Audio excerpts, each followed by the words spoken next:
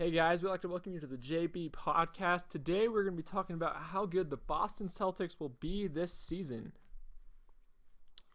And this is an interesting team because they're said to possibly be contenders in the East. I don't know if they can beat the Cleveland Cavaliers, but they are in the top tier of the Eastern Conference teams, according to most analysts.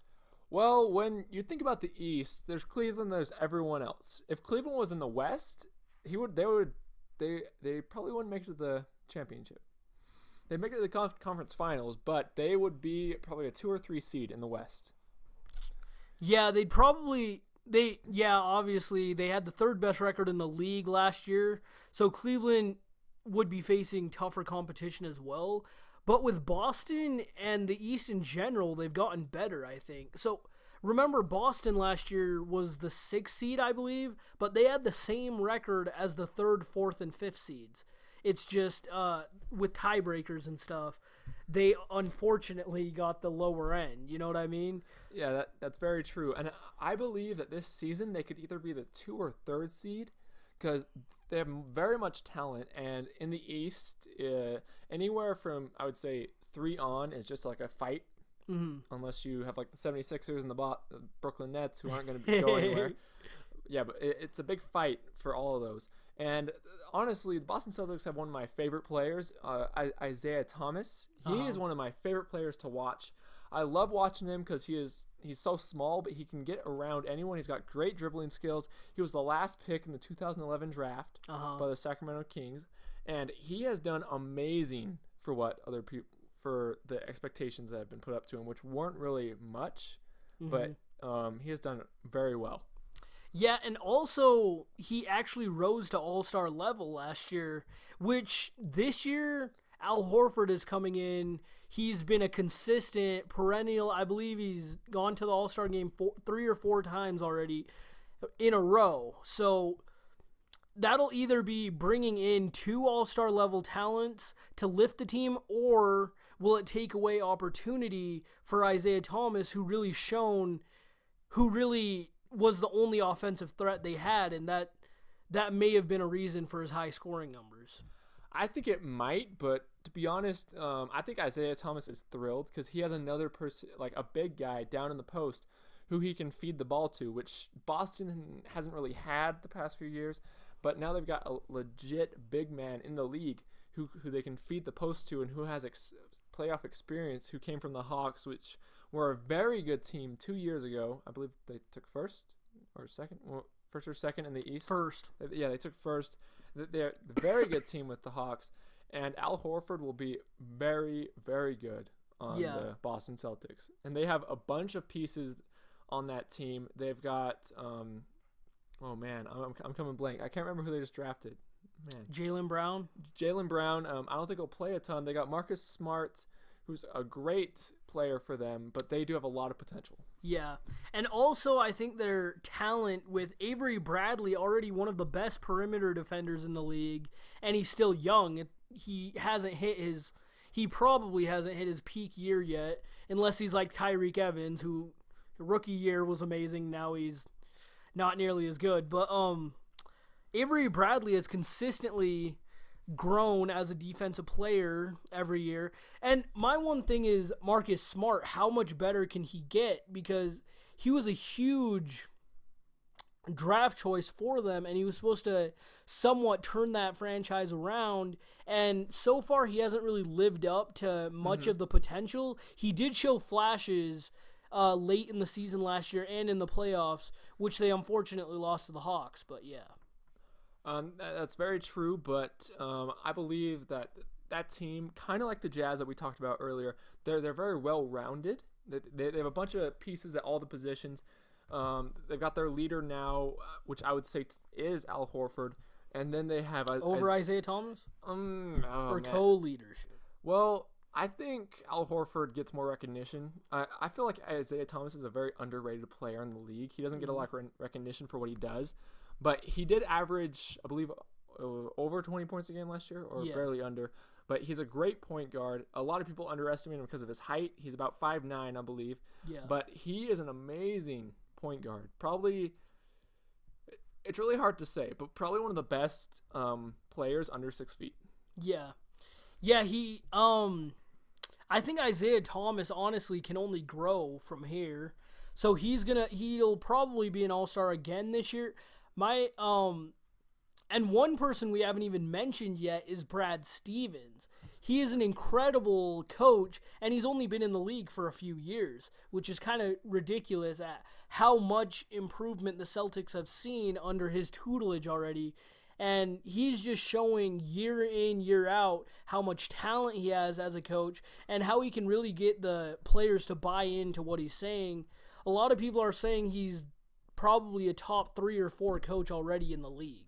That is very true. He was a great college coach. He coached for Butler, which some people would consider that they didn't have a bunch of talent when they won their championship and when they went to the finals a few times. But he brought he brought, I believe it was the 8th seed Butler, that won the title.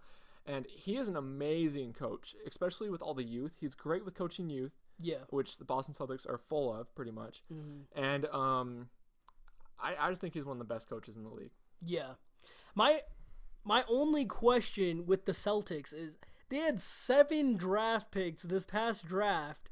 They could have traded for, I don't know if the Kings would have given up Cousins, but they could have made an offer to Cousins. They could have made an offer to, and maybe not even a superstar, just a high-level player. Mm-hmm. They could have traded so many assets for another player, but instead they picked up Al Horford in free agency, which I commend them for, but they drafted 7 players. They didn't trade any of their picks. And a lot of people were also surprised with the Jaylen Brown pick as well. So I think there's still a trade to be made before the season starts or early in the season, you know. But I think they can get better than they are right now on paper.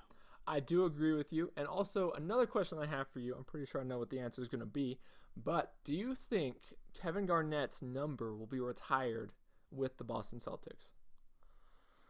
My answer is no. That's hard to say because he was only with them for 5 years, you know? But you got to think what he did in that 5 years. They went to 3 finals. They consistently were in the conference finals. Always wrecking LeBron, I say with much disdain. But I don't know, because he did help bring them a title. So I'd say yeah, probably. I don't know. Like, to be honest, I don't think he will, because you have to be there longer than 5 years to have your jersey number retired. That's also why I don't know. James might have his jersey number retired in Miami because he had a lot of impact over there. Yeah. But I just don't see his jersey number being retired. Yeah. Well, I can see Kevin Garnett being retired. I don't know about Ray Allen, and especially the way he left. He went to Miami. So, I don't know. But back to the Celtics, I think we both can agree, or right now Celtics, we both can agree that they will be a top 3 to 4 seed, and they have really high hopes, maybe conference finals this year. I agree. It will either be, depending on how the seeding works out, it will be either be them or Toronto or Indiana in the conference finals. Yeah, I agree. And lastly, who is your starting 5 all-time Celtics players? A lot of great people to choose from. There's a lot of great people to choose from. The problem is I'm not a great Celtic. I don't know a ton about the Celtics, but at center, I'm going with Robert Parrish. Okay. Robert Parrish at center. At power forward, I'm going with Kevin McHale. Oh, I forgot that Bill Russell was on the team. Oh, man. And then at small forward, you have to put Paul Pierce at small forward. Okay. Wasn't he a small forward? Yes, he was. Yeah, I feel like the Celtics had another small forward, maybe a bigger name, but Paul Pierce is a Boston Celtics legend. Oh, man. And then at shooting guard, that's where my knowledge goes a little thin. Uh-huh. I don't know many people at the shooting guard who played for the Boston Celtics. Yeah. Matter of fact, I don't know any. Okay. So I'm just going to skip over the shooting guard and point guard. Okay. I'm going to go with center. Bill Russell, he was undersized, but he was a defensive maniac, so won 11 championships. You know, I got to go with Russell at the center. Kevin McHale, obviously one of the greatest post players of all time at the power forward. And then you said Pierce, forgetting Larry Legend. Oh, man, I forgot the Larry Bird. Oh. The most legendary Celtics player probably ever. And he just speaks for himself. All-time great, top probably 5-6 player ever. I should have put him at shooting guard. And then shooting guard, I also am not like a huge Boston historian, but I'd probably have to say Bob Cousy. I believe that was his position. Yeah, it was. Multiple championships. And then point guard, I'm going to have to say John Havlicek, which is weird because he won, I believe, 6 titles, and he was a bench player. He's their all-time leading scorer, Celtics scorer, and he came off the bench for them, which is kind of crazy. That's freaking nuts. But that's a pretty good starting lineup you got there. Boston Celtics, they've got like great players. Sadly, I don't know enough about them. But that will be all for today. We'd like to thank you for tuning in to the JB podcast. Tune in next week. And also like and subscribe and comment down below what NBA teams you think we should do and what your favorite NBA team is and their starting 5.